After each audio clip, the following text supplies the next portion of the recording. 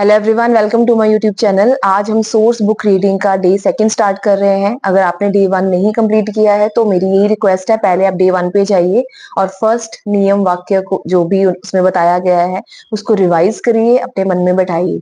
तो अभी हम सेकंड स्टार्ट करते हैं। ऐसा क्यों होता है, व्हाई डज दिस हैपन। अब थोड़ी देर के लिए रुककर नीचे दी गई बातों पर सोचें। आप अपने पसंदीदा हीरो की फिल्म देखने जाते हैं और कुछ दिनों में आप निरंतरता से जिम जाना शुरू करते हैं। ऐसा क्यों होता है? आपको एक स्टोरी बुक चाहिए मगर कई दिनों से आपको वह मिल नहीं रही है। ना वह किसी बुक शॉप में उपलब्ध है, ना ही किसी फ्रेंड के पास, मगर आपको बार बार उसी बुक का ख्याल आता है, उसी के विचार आते हैं।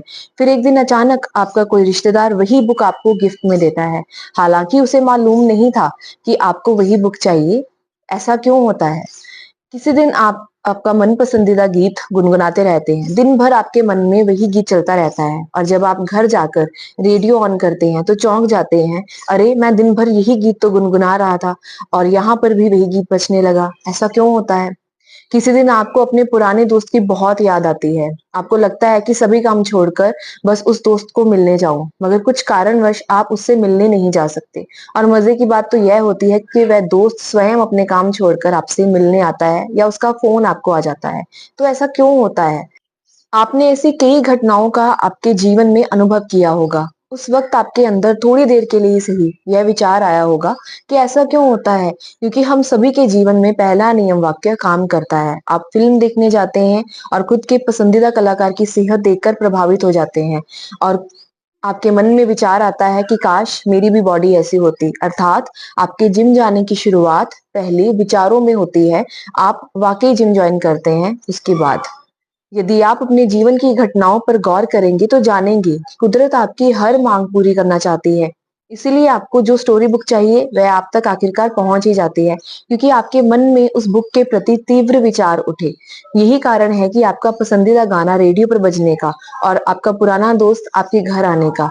ऐसी सभी क्रियाएं पहले आपके विचारों में घटती हैं, बाद में वे सिर्फ आकार लेती हैं। तो कोई विचार आपके मन में तीव्र होता है, तब आप उस विचार के मालिक बनते हैं। और हम सभी जानते हैं जिस चीज पर हमारी मलकियत होती है वह कभी भी हमारे पास आ सकती है। अब यह आपको डिसाइड करना है कि आप विचारों के मालिक बनेंगे या विचार आपके मालिक बनेंगे। तो ये बहुत अच्छी एक नॉलेज, एक शेयरिंग ऑथर ने की है अपने एक्सपीरियंस से, कि जो कुछ भी आपकी लाइफ में जब घटित होता है, आज से आपको अवेयरनेस क्रिएट करनी है। तो फर्स्ट टास्क आपका क्या है?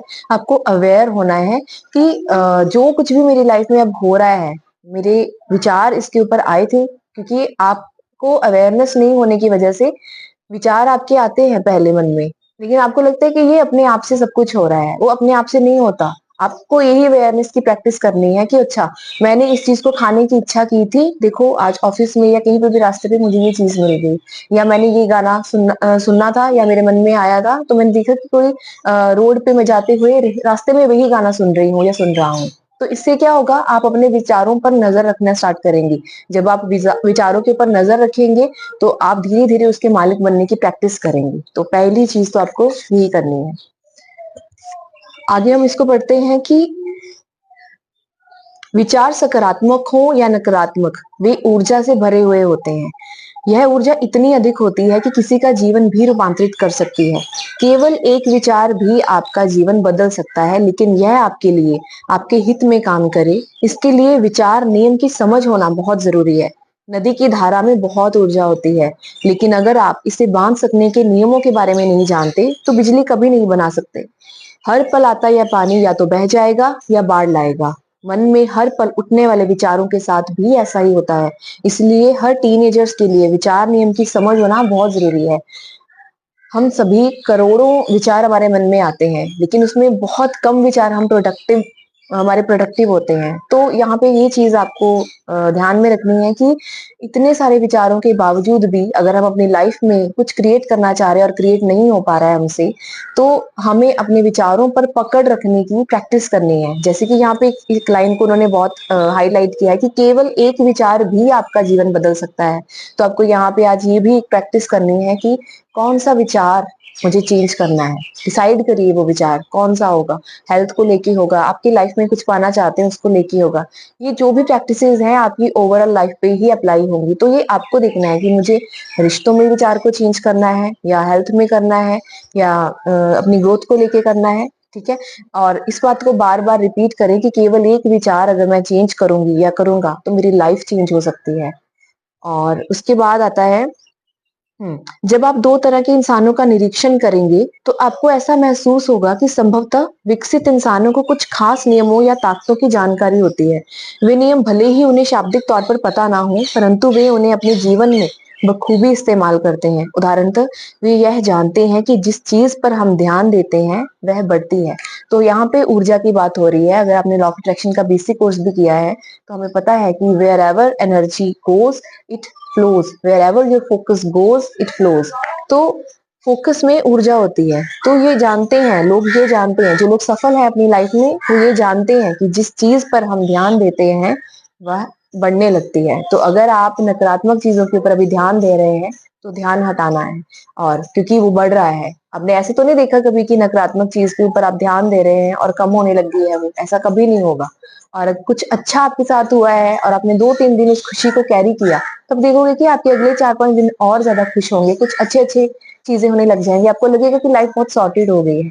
तो आपको ये भी एक प्रैक्टिस करनी है, अपना फोकस शिफ्ट करना है नेगेटिव विचार से पॉजिटिव विचार की ओर। अगर कोशिश करना, अगर नहीं हो पाएगा तो हम आगे जाके उन प्रैक्टिसेस को करेंगे कंटिन्यू। तो आगे ऑथर कहते हैं कि मन, बुद्धि और शरीर का आपस में बहुत गहरा संबंध है।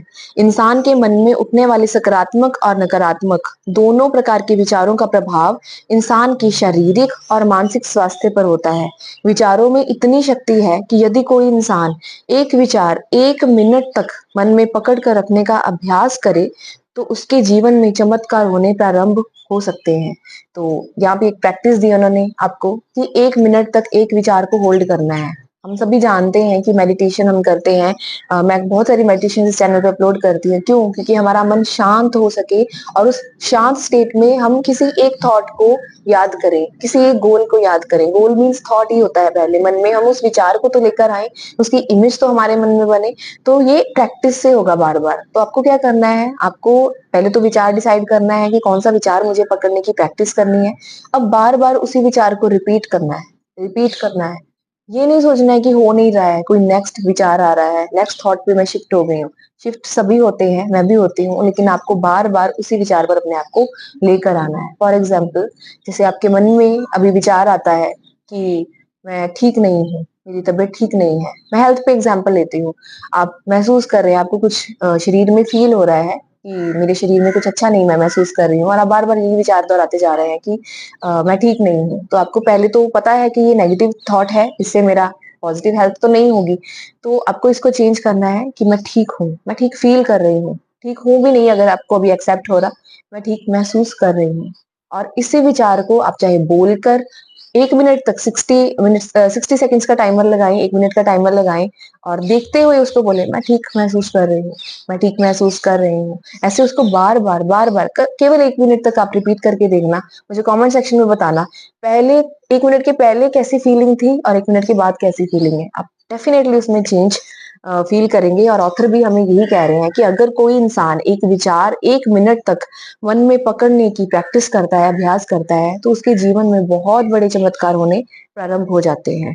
तो शुरुआत में शायद आपको यह असंभव लगेगा, परंतु समझ प्राप्त होते ही सब संभव है, यह विश्वास जाग जाएगा।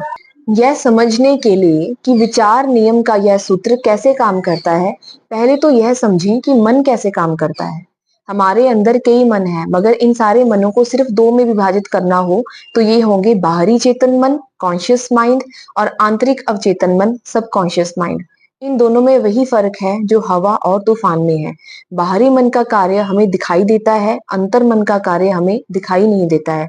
अंतर मन खामोशी से कार्य करता है, जबकि बाहरी मन हर कार्य, विचार व भाव को महसूस करता है, अनुमान लगाता है, कथा बनाता है और अशांत रहता है।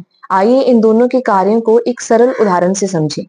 तो यहाँ पे आपको चेतन मन और अवचेतन मन को समझने की जरूरत है। अगर अभी तक आपको कॉन्शियस माइंड और सबकॉन्शियस माइंड में डिफरेंस नहीं पता है तो मैं एक और छोटी सी एग्जांपल देती हूँ। कॉन्शियसली आप ये वीडियो देख रहे हैं, लेकिन सबकॉन्शियस माइंड आपकी इस वीडियो को देखने के बाद कुछ ना कुछ उसमें खिचड़ी पका रहा है कि ये मेरे लिए सही है या नहीं है, या मेरी लाइफ बदल जाएगी, डेफिनेटली चेंज हो जाएगी। ये सब कुछ जो अंदर चल रहा है वो सबकॉन्शियस में चल रहा है।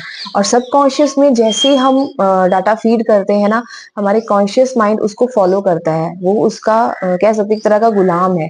तो हमारा जो मालिक है वो हमारा सबकॉन्शियस माइंड है। इसलिए बार बार लॉ ऑफ अट्रैक्शन में हम सबकॉन्शियस माइंड को प्रोग्राम करने की बात करते हैं, क्योंकि उसी के हाथ में हमारे जहाज की कमांड है। तो हमारा जहाज किधर जाएगा, हमारी लाइफ किधर जाएगी, ये हमारा सबकॉन्शियस माइंड डिसाइड करता है। तो यहाँ पे ऑथर ने ये बोला है कि give right orders to your subconscious mind. और ये हम कमी होती है हमारी लाइफ में, हम नहीं कर पाते हैं। हम इसे जरूर करेंगे आने वाले दिनों में प्रैक्टिसेस के जरिए। तो यहाँ पर एक स्टोरी के जरिए ऑथर हमें बताना चाहते हैं कि कैसे किसी की सकारात्मक सोच, उसके सकारात्मक विचार उसको जीवन दान दे सकते हैं, और किसी के नेगेटिव विचार उसकी जीवन ले भी सकते हैं। तो इस स्टोरी को बहुत ध्यान से सुनना। फ्रांस में एक कैदी को फांसी की सजा सुनाई गई थी। यह खबर पाकर कुछ डॉक्टर जो मनोवैज्ञानिक मन पर प्रयोग कर रहे थे, उन्होंने कोर्ट में अपील करके उस कैदी को अपने वैज्ञानिक प्रयोग से मारने की मंजूरी ले ली। कैदी को एक पलंग पर लिटाकर उसे उसकी मौत का तरीका बताया गया। उससे कहा गया कि धीरे धीरे तुम्हारे शरीर से सारा खून निकालने वाले हैं। शरीर से एक बोतल खून निकलने पर तुम्हें पसीना आने लगेगा। तुम्हारी दूसरी बोतल खून निकलने पर तुम कमजोरी महसूस करोगे। तीसरी बोतल खून की जब निकलेगी तो उसके साथ तुम्हारी आंखों के सामने अंधेरा छा जाएगा। चौथी बोतल पर तुम्हारी इंद्रियां काम करना बंद कर देंगी। तुम पर बेहोशी छाने लगेगी। फिर धीरे धीरे खून निकलने से तुम्हारी मौत हो जाएगी। तो उसे पूरा प्रोसेस समझाया गया कि किस तरह हम तुम्हारी बॉडी में से ब्लड निकालेंगे और ऐसे ऐसे तुम्हें फीलिंग आएगी। उसे सिर्फ एक्सप्लेन किया गया। और ये सब कुछ कौन सुन रहा था? उसका सबकॉन्शियस माइंड। बहुत ध्यान से वो सुन रहा था। तो हर बोतल के साथ उसने बिल्कुल वैसा ही महसूस किया जैसा उसे बताया गया था। अंत में उसकी मौत हो गई। अब आप बोलोगे कि जो बताया था और वैसा उन्होंने किया तो उसकी डेथ होना नॉर्मल है। लेकिन अब आप देखो, उदाहरण पढ़कर आपको लग सकता है कि इसमें आश्चर्य की क्या बात है। यदि किसी इंसान के शरीर से खून निकाला जाए तो उसकी मौत निश्चित है। सच तो यह है कि उस कैदी के शरीर से सिर्फ एक ही बोतल खून निकाला गया था। वैज्ञानिकों ने पलंग के नीचे एक और पाइप जोड़ रखा था। कैदी को पाइप से टब में केवल पानी गिरने की टप टप की आवाज सुनाई दे रही थी, जिसे वह खून के टपकने की आवाज समझ रहा था। एक बोतल खून की कमी से आई हल्की कमजोरी मन में हजारों गुना बढ़ गई, जिस कारण उसके मन में यह विचार चल रहे थे कि मेरे शरीर से खून बाहर टपक रहा है और मैं मर रहा हूँ। अब देखो कितना बड़ा थॉट है, ये सिंगल थॉट है। और उसके मन में वो इमेज चल रही थी कि मेरे शरीर से सारा खून जा रहा है और मैं मर रहा हूँ, तो उसकी जान चलेगी। उसके सबकॉन्शियस माइंड में गलत एक विचार को पकड़ के रखने की वजह से। तो वास्तविकता यही है कि हमारा अंतर्मन देख नहीं सकता, लेकिन हम उसे जो दृश्य दिखाते हैं उसे वह असली मान लेता है, चाहे वह दृश्य सच में हो रहा हो या काल्पनिक हो। इसकी एक और अच्छी सी एग्जांपल है। जब हम नींद में होते हैं तो हमारा कॉन्शियस माइंड नहीं काम करता, हमारा सबकॉन्शियस माइंड एक्टिव हो जाता है। हम सपने देखते हैं। बहुत बार आपने ऐसे सपने देखे होंगे कि जो आपको इतने सच महसूस होते हैं कि कुछ दिन तक आपके ऊपर उनका असर रहता है, और आप रियलिटी में आने के बाद भी उस सपने के बारे में सोचते हैं कि क्या सच में मैं उस जगह पे थी, क्या सच में वो लोग थे, या ऐसा हुआ था वैसा हुआ था।